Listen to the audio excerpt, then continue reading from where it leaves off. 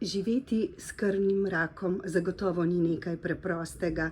Najprej človeka obremeni že zgolj diagnoza, kajti zaveda se, kako dolga pot na klinični ravni, pa tudi glede rehabilitacije in celostne obravnave ga čaka. Kako to doživlja nekdo, ki je zbolel za krvnim rakom? Morda lahko o tem spregovorite kar iz lastne izkušnje. Ja, lepo pozdravljeni in hvala za vabilo. Jaz v bistvu zastopam Društvo bolnikov s krvnimi boleznimi Slovenije, vendar sem tudi sama bolnica. Leta 2011 sem zbolela za plazmocitomom. In tako kot ste rekla, ko v bistvu izveš za diagnozo, je to zelo stresno obdobje. Vprašaš se, zakaj glih jaz, ampak nekako potem moraš predelati in se pač zaplavati v vsem tem in se predati in zaupati zdravnikom, da pač nek proces zdravljenja steče.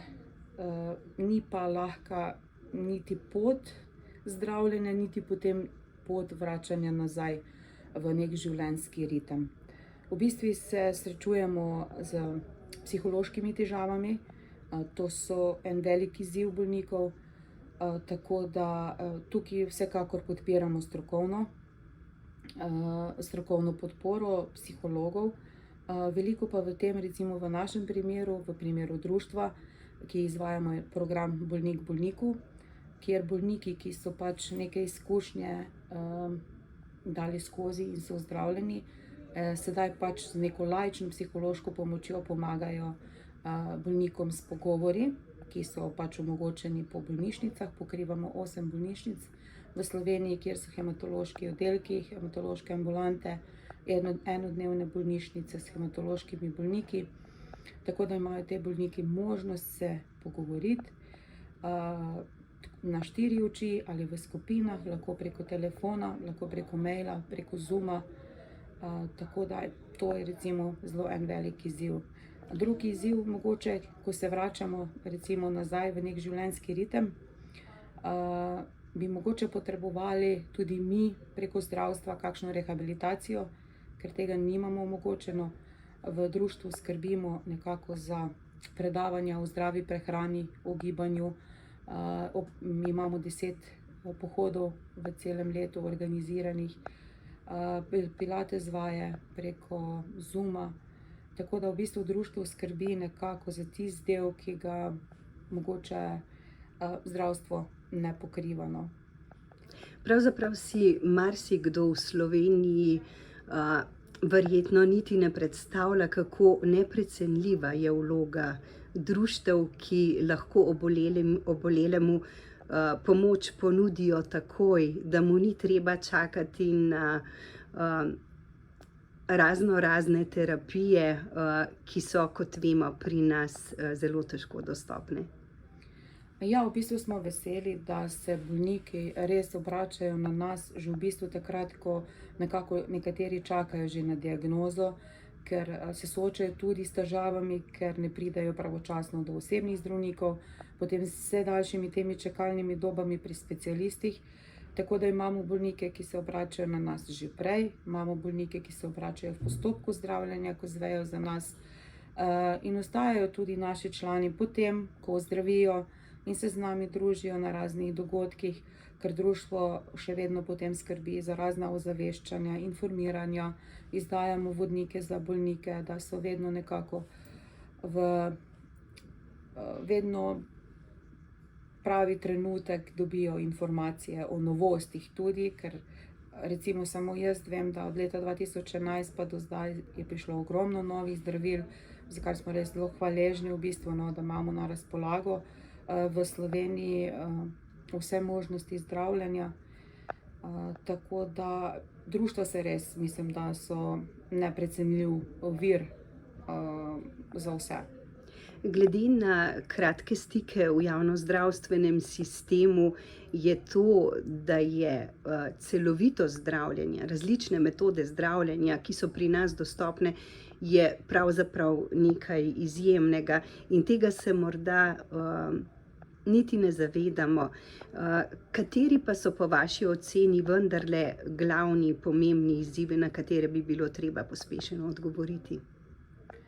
Ja, v bistvu, če tako izvzamem mogoče izzive, ki so zdaj tako najbolj pomembni, ki nas v bistvu najbolj bremenijo, no, ker nas bolniki o njih pač obveščajo, je postavitev diagnoze. Mislim pač dostop do osebnih zdravnikov, specialistov in te čakalne dobe, to je zelo velika težava. Potem ta celostna neka obravnava, psihološka rehabilitacija, reintegracija nazaj, potem ko se vračaš v bistvu v službo. Tukaj je zelo veliko težav s temi raznimi odločbami iz ZPIZ-a. Potem nekako te pozne posledice, ki se tudi pojavljajo pri pozdravljenju našem, ker to pač po 10-15 letih se pozna to zdravljenje, sploh pri presaditvah krvotvornih matičnih celic, pač pušča nekje posledice. Tako da tudi tukaj je zelo pomembno, da so ambulante za pozne posledice, da lahko spremljamo in imamo pravico, naprimer, opraviti magnetno resonanco vsako leto, ultrazvok trebušne votline vsako leto, da je pač to dostopno in da se spremljajo zadeve.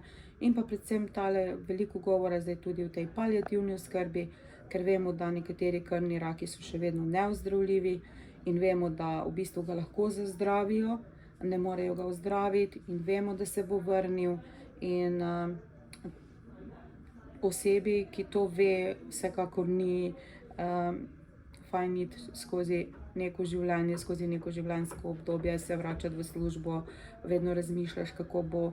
Tako da mislim, da ta paliativna oskrba zdaj je zelo pomembna in da se ne začne tistih zadnjih 14 dni, ampak da je veliko prej možnost, da ima bolnik na razpolago. Sicer je zdaj v Ljubljani na hematološkem zaživel paliativna oskrba, ta paliativni tim, ampak Mobilni, ne? Ja, mobilni, in bi me zelo veselilo, če bi bilo to možno tudi drugje, ne samo v Ljubljani, no. Ker težave se pojavljajo s pomanjkanjem hematologov, tako da se rešujejo tudi te zadeve in bi bilo fajn, da recimo, ne vem, v Prekmurju na Dolenjskem imajo enako možnost dostopanja kot v Ljubljani. Kaj pa bi nekomu, ki na novo dobi diagnozo hematološko-onkološke bolezni, položili na srce tako na podlagi lastne izkušnje, kot tudi na podlagi izkustev vaših članov? Kaj je v tistem trenutku najpomembneje? Pa v bistvu tisti trenutek je treba, jaz vem, da je zelo težko, da se je potrebno in zjokati in dati nekako iz sebe ven, ampak potem pa nekako zaštartati, poiskati si neko pomoč, ali prijatelja, ali prijateljico, ali strokovno psihologinjo, ali naše društvo, kjer smo vedno na razpolago, in nekako sprejeti in s tem živeti in iti naprej.